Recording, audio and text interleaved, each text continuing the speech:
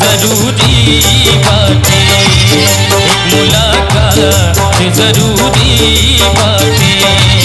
गर्दन पर रखल छुरी बाटे, गर्दन पर रखल छुरी बाटे।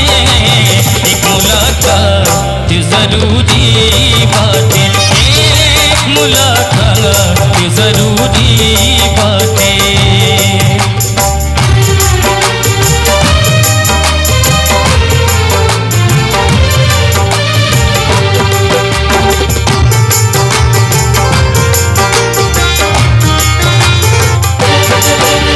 दुश्मन जमाना भइल बा सनम, दुश्मन जमाना भइल बा सनम।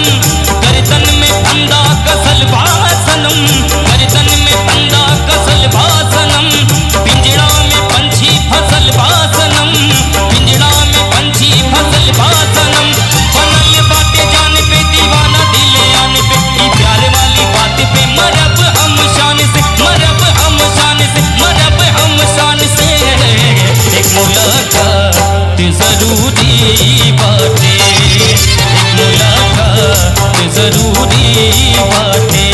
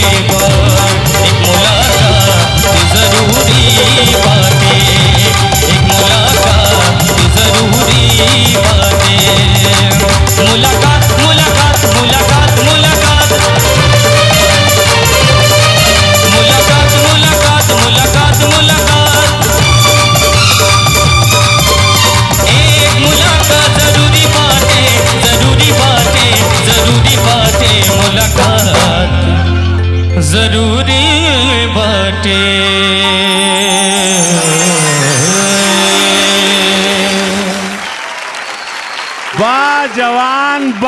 जवान बाहरे ओबरा के कोबरा, बिहार का सरदार उठ के आ गईलन ओबरा के कोबरा से भेटाए। जय हो। बात भैया ये गाना ऐसा बा न कि पहला नंबर तो गाना कबो अकेला ना हो सकेला। ये बहुत बड़ी बात है कि कोरस में 8-10 लोग गाते हैं, लेकिन भाई ने अकेले ऐसा गाया कि लगा ही नहीं कि कोरस नहीं है। तू अच्छा से निभौला भाई, बहुत बहुत धन्यवाद आपको। वाह धन्यवाद धन्यवाद। बिहार के सरदार के खिंचा के जब मंच पे लिए ना सोनभद्र के ईश्वर के कोबरा दीपक ई बाटे शक्ति। ममता काका, हम जितने जन्म ले लें तुम्हारे जैसा नहीं गा पाएंगे। बहुत अच्छा गाते हो, बहुत अच्छा गाते हो, बहुत बहुत बहुत अच्छा गाते हो। अच्छा गवला हो तू, लेकिन एमा तन की ओरी तू ना डूब सकत रहला। ठीक है भाई, बहुत अच्छा। मालिनी जी, तोहरे सुर में बात बा कौनो जरूर, मालिक के नजर अरे बा जरूर।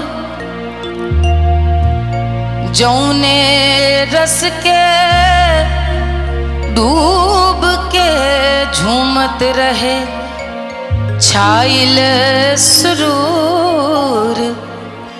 यही तरह गई बात बिहार और झारखंड खातिर चिंता की बात जरूर बाटे, फिकर की बात भी जरूर बाटे। यही तरह गई है अरे मारकुंडी के से, यही तरह गई है अरे मारकुंडी के से। तो बिहार और झारखंड खातिर चिंता की बात जरूर बाटे। अरे जिया जिया रे दीपक, कौन ढंग से आज गौला है। ढेर कलाकारन के हम देखला हई अपन भाई लोगन के सपोर्ट से कोरस में गावल बिरहा आग और कव्वाली भी, लेकिन अपन सबल कंधा पे जौने मिजाज से कव्वाली की रंग के डूब के और जी के तू आगे बढ़ल नहीं या जुड़ाए भाल हमारा आशीर्वाद, ढेर आशीर्वाद। जिया जिया मारकुंडी के से ऊ सुराज सुनाइल जौने के देख करके हम लोग सोचनी जो गिर गई धड़ाम से, क्या ही दादा रे ही का भइल।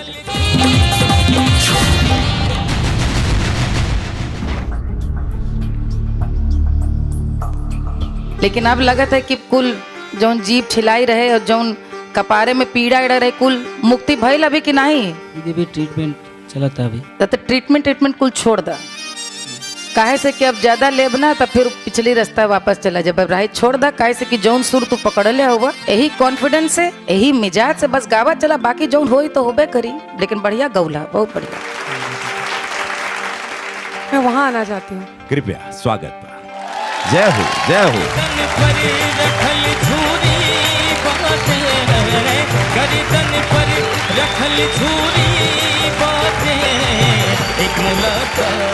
ओबरा के कोबरा कहा जाता है आपको।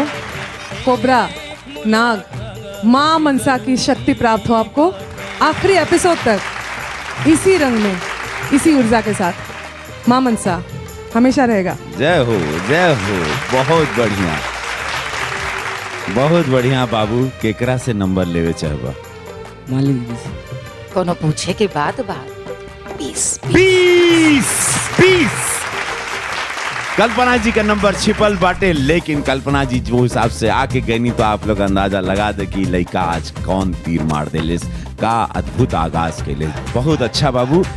जाए से पहले आजा देखा साथी लोग का सोचलन तोहरे बारे में। हमारा रास्ता के सबसे बड़ कांटा उत्तर प्रदेश के ओबरा के जो कोबरा कहला दीपक वो बाड़े। और दीपक के ई खासियत बा कि सूफी आवाज़ बा, सूफी सॉन्ग गावेले। और हमार दोस्त भी हमें बहुत बढ़िया हमार दोस्त हमें, उनका के हम माने नहीं, वो हमारा के माने नहीं। लेकिन दोस्ती एक जगह बा, लेकिन स्टेज पे वो हमारे सबसे बड़ कॉम्पिटिटर बने। और उनका में दो चार गो कमी बा, जो माटी ओटी के चीज़ बा, देसी चीज़ बा, वो नहीं खे।